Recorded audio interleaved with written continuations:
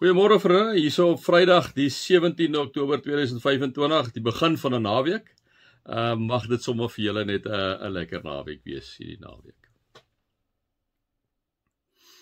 Vader God, dankie dat ons vandag aan U kom opdra met al sy moontlikhede en sy uitdagings. Wees ook so met ons deur hierdie naweek wat voor ons uitgestrek lê. Amen. Vriende, mag daar vir julle genade en vrede en oorvloed wees, omdat julle God ken, Jesus ken en die Heilige Gees ken. Vriende, ja, ons het nou 'n bietjie gepraat oor die eenheid van die kerk waarvan Paulus gepraat het hierso in Efesiërs 4 van die eerste vers af tot en met die 16de vers. Ons het 'n bietjie gepraat waar aan elkeen van ons 'n genadige gawe gegee is volgens die mate waarin Christus die gawes uitgedeel het. En dan sê hy die volgende, hy sê: dan sal ons sy kerk soos 'n volgroeide mens wees, so volmaak en volwasse soos Christus. Dan sal ons nie meer kinders wees nie, ons sal nie meer soos golwe op en af en heen en weer geslinger word deur elke wind van dwaalleer, as vals leraars ons met hulle slinksheid en listigheid op dwaalweë wil wegvoer nie. Nee, ons sal in liefde by die waarheid bly. Nee. En as ek kom sê hy maar net hierso, en so in alle opsigte groei na Christus toe.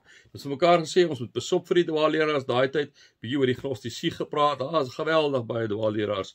Daai tyd gewees dwaalleraars wat van Jerusalem afgekom het op 'n stadium. Dink is in Galasiërs wat ons het gelees het, wat kom sê het, maar julle moet besny word, dis Jesus Christus, en ons het gepraat oor die enige iets wat 'n add-on by Jesus is vals. Julle kan nie daarop gaan, want Jesus het 'n volkome versoening vir al ons sondes bewerkstellig aan die kruis. En nou gaan hy aan, Paulus.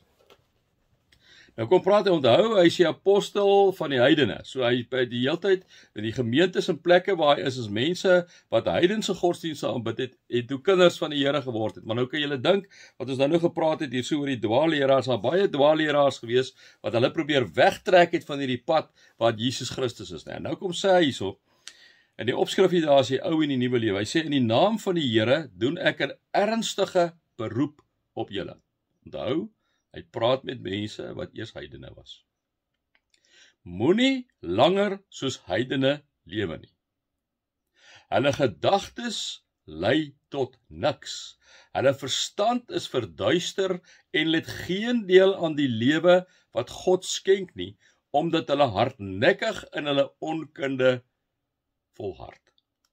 So moenie teruggaan na die ou weë van die heidene waarop julle was nie. Dan gaan hy aan sê, hulle het heeltemal hierdie heidene, waarvan julle natuurlik deel was, nee, dis mos nou maar so, daai mense.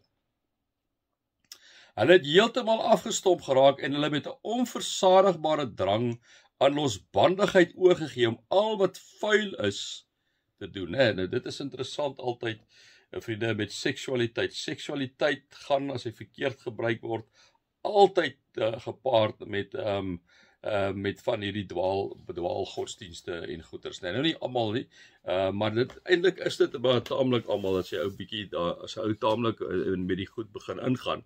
Jou gnostisie definitief is een van jou groot dwaalleringe daai tyd. Die hele ding dat jy jou liggaam en jou gees skei en dat jy met jou liggaam kan doen net wat jy wil, want jou hartstogte jou gelei het.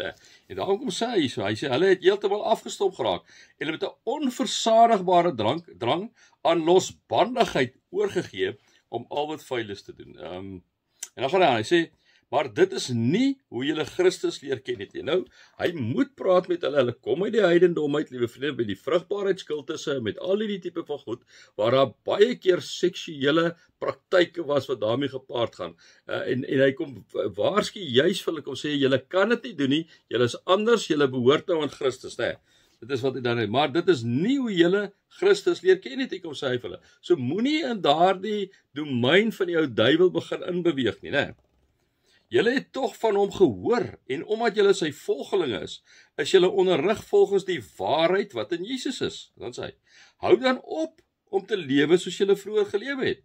Breek met die ou sondige mense julle wat deur sondige begeertes verteer word. Nee, vriende, nou dit is, hy praat duidelik met hierdie ouens, hulle is mos ook hier in hierdie gemeente van Efese, hierdie brief is 'n omsetbrief van al die kerke in Turkye, daai in Klein-Asië, en hy kom sê vir hierdie, hy sê, besop dat julle nie afgestomp raak, en weer terug gaan na onversadigbare drang aan losbandigheid nie. Moenie dit doen nie, julle was daar gewees, julle is nie meer daar nie, besop daarvoor. Vriende, ons kan nie oor genoeg praat oor, ons is almal seksuele wesens, maar ons moet so mooi met ons seksualiteit omgaan. Ek praat met ons jong mense ook daar, ek praat met die ouens en met die girls praat ek ook, sê, jy moet so mooi daarmee omgaan.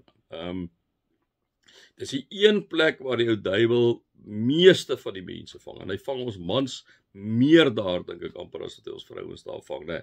Besop daarvoor, kom sê Paulus, besop, want dit was deel van die heidense gewoontes en maniere hoe hulle gode aanbid het, met seksuele onreinheid wat daarmee plaas, eintlik losbandigheid, 'n perversie wat daarmee gepaard gaan het, en daarom waarsku hy, hulle is een van die groot, dan gaan hy aan en sê, hy sê, breek met die ou sondige mens, in julle wat deur sondige begeertes verteer word, breek met hom, julle is 'n nuwe mens, julle leef nie meer so nie, kyk mooi daaraan sê hy. Julle gees en gedagtes moet nuut word.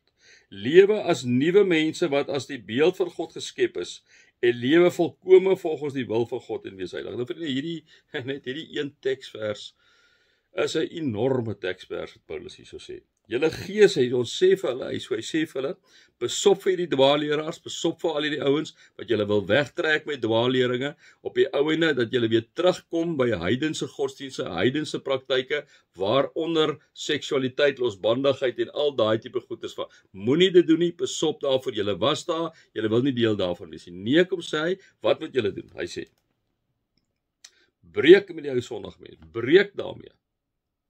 Julle gees en gedagtes moet nuut word. Nou, hy kom help ons natuurlik in Romeine 12, waar hy sê, laat God julle gedagtes vernuwe, sodat julle kan onderskei wat sy wil is, wat goed, aanneemlik en volmaak is.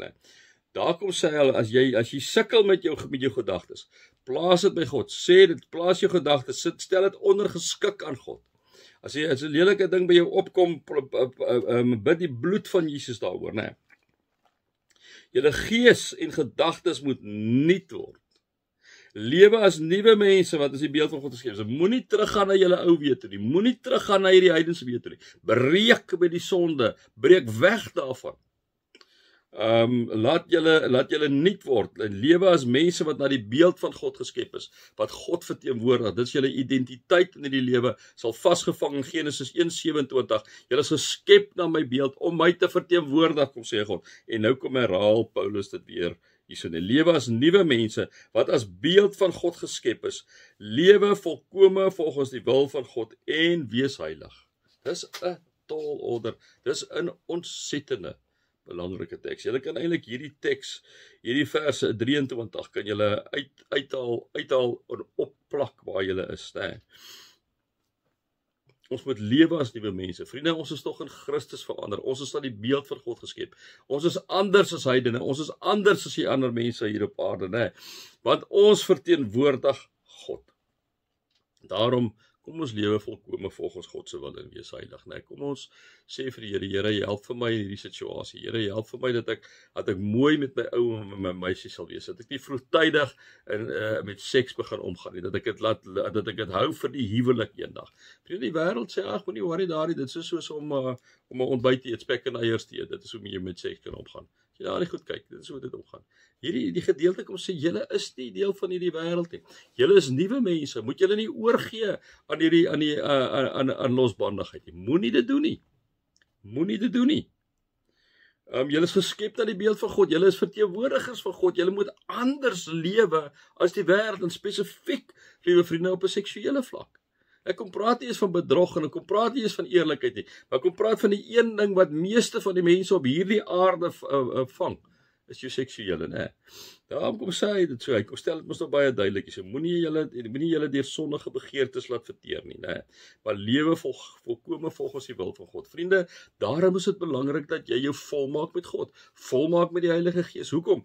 Want dan is daar nie plek vir hierdie ander goed nie. Maar wat maak ons baie keer? Ons maak ons vol met die ander goed, dan is nie plek vir God en die Gees nie, en dan val ons wiele af. Dan val ons wiele af, né? En hy kom sê maar net weer vir die gemeente, hy kom sê vir ons, hy sê, ek hoor hierso, julle gees en gedagtes moet nuut word, julle moet anders kyk na die wêreld as heidene, julle moet anders kyk na die wêreld as die wêreldse mense. Julle gees en gedagtes moet nuut word, lewe as nuwe mense, ekskuus tog, wat na die beeld van God geskep is, lewe volkome volgens die wil van God, en wees heilig. Vriende, gaan skryf hierdie teks vir jou uit, en dan gaan skryf jy, maak jy 'n paar notas, wat beteken dit wat in daardie teks staan vir jou. Mag julle God se liefde ervaar, sy genade ervaar en sy teenwoordigheid ervaar. Amen.